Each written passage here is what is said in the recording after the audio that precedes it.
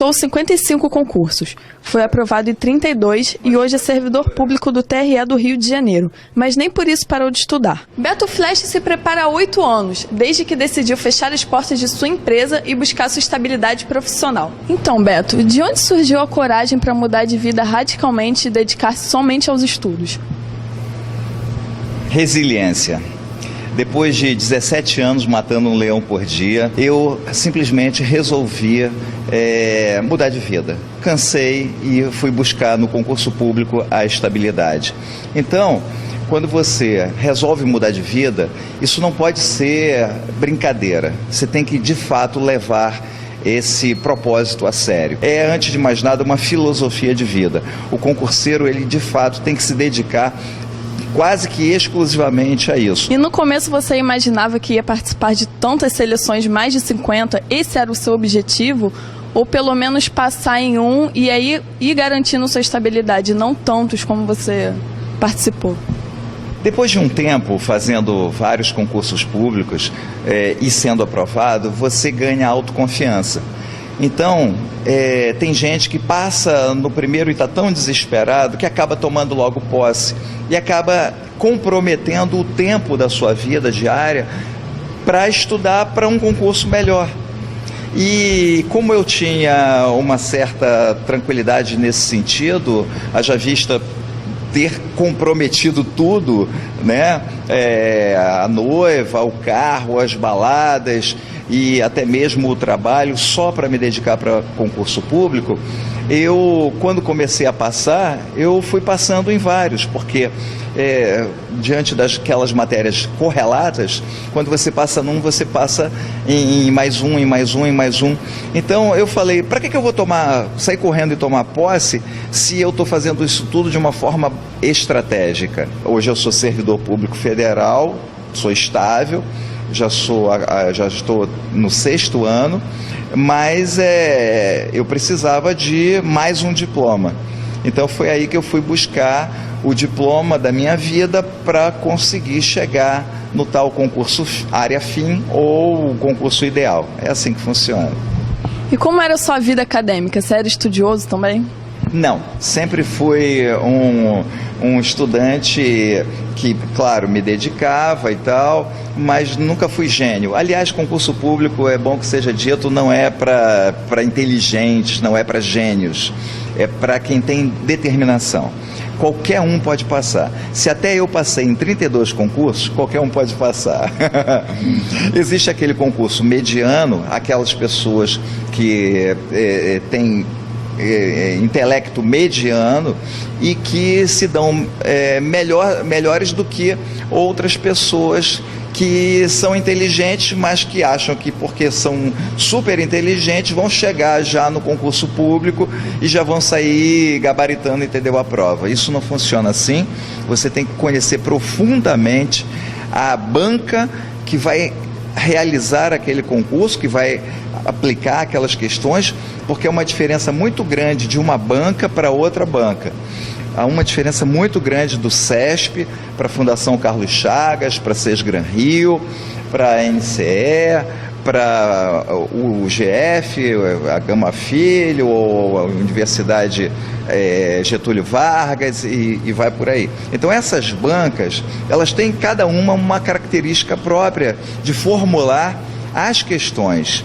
E são as chamadas pegadinhas. Umas preferem texto de lei, o tal do Ctrl+C, Ctrl+V, mudando uma ou outra palavra para fazer o candidato cair, ou então a característica básica do CESP, que lida muito com a questão inteligente, né? Muitas vezes colocando de trás para frente ou através da inferência. Ela não diz exatamente no texto da lei o que ela quer, mas ela faz, ela cobra do candidato a resposta de uma outra forma, que não exatamente o texto de lei. E aí não tem jeito, você tem que conhecer, porque se você só decorar, existem bancas que têm mais essa característica, que com a decoreba, mesmo que você não entenda, não compreenda o que está sendo perguntado no enunciado da questão, você consegue resolver a questão, porque decorou aquele artigo. daquela lei. E aí você, opa, tem alguma coisa aqui diferente, essa palavra não estava aqui, eu lembro. E aí você consegue, dentre aquelas opções, A, B, C, D, E, a resolver a questão. Eu, particularmente, já prefiro a questão inteligente, porque eu, como me aprofundo no conhecimento, eu preciso compreender o que aquele artigo está falando.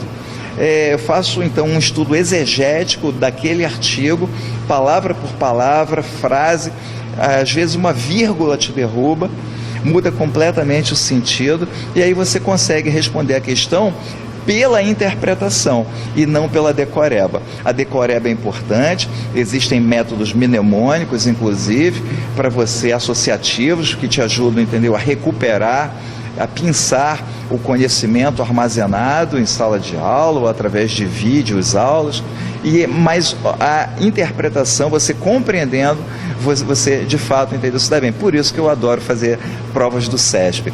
Eu já fiz provas, inclusive, para o CESP, que é a Universidade de Brasília, que é aquela história do certo e errado, né? Pelo bom senso. Com bom senso, se você tiver a base do conhecimento, você consegue realizar e acertar uma questão do CESP, por exemplo. E as pessoas ficam morrendo de medo do CESP, porque se certo ou errado, 50% de chance de acertar contra 50% de chance de errar. Ora, se você tiver um pouquinho de conhecimento sobre aquela matéria que aquele enunciado da questão está perguntando, as tuas chances de acertar já aumentam de 50% para 60% para 70%. E você ainda tem aí a opção do chute, né? Onde se você errar, você perdia 1%. Uma questão errada, eles tomavam uma questão certa sua. Mas a pessoa, entendeu, estava deixando muito em branco. Então, ultimamente, nos últimos editais, eles já mudaram esse critério. Se liga, eles estão tirando, ao invés de uma questão, estão tirando, que corresponderia a um ponto, eles estão tirando só meio ponto. Ou seja, eles estão induzindo, forçando você a chutar e não a deixar a questão em branco. Então o CESP é interessante por isso, porque você ainda pode deixar a questão em branco se você de fato não souber absolutamente nada sobre aquele tema que está sendo perguntado na questão, você simplesmente deixa em branco. Se você tenha uma dúvida, responda a questão, porque no máximo você vai perder ali meio ponto. E as suas chances aumentam muito, de 50% para 60% para 70%, contra 30% de chance de você errar. Ao passo que se você tiver A, B, C, D, E, são 5 alternativas numa questão. Ora, são 20% cada alternativa, 20, 20, 20, 20, forma 100%. Só tem uma certa. Bom, então você tem 20% de chance apenas de acertar contra 80% de chance de errar.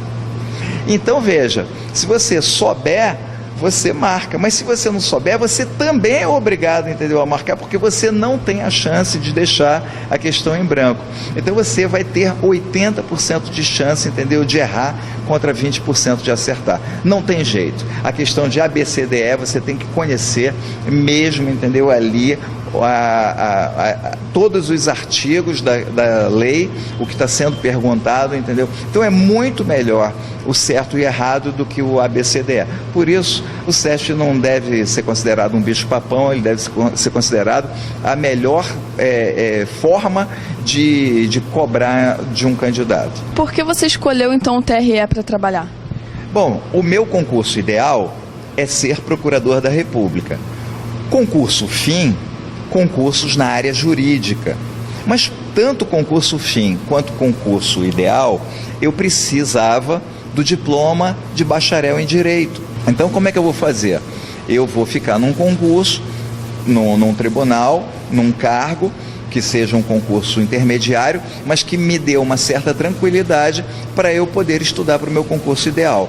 Foi aí então que eu optei pelo TRE. Então ao longo desses 5 anos e meio, que eu estou lá como servidor público federal do Tribunal Regional Eleitoral do Rio de Janeiro, inclusive é uma das minhas vocações, porque não foi assim, eu vou ficar nesse e pronto, só porque é o mais interessante, porque tem menos quantidade de processos, ou é o que eu me identifico mais. Não, foi vocacionado. Antes disso, eu havia sido, durante 12 anos consecutivos, presidente de sessão eleitoral.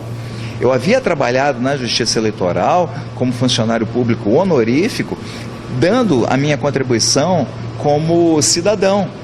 Então eu já tinha essa afinidade com a Justiça Eleitoral, mas caiu como uma luva, porque dentre todos os concursos que eu fiz da área tribunais,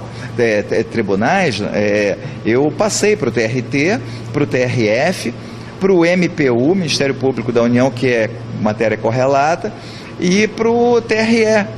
Inclusive, eu optei pelo TRE para ter essa certa tranquilidade, que era justamente o tempo da faculdade. Então agora, colando grau e com o diploma de bacharel, eu só vou fazer concursos na área jurídica. E assim, certamente você é um exemplo para muitos concurseiros. Você costuma ajudar os seus colegas de classe ou concurseiros que você conhece? Sim, muita gente me pergunta o que eu como durante o dia.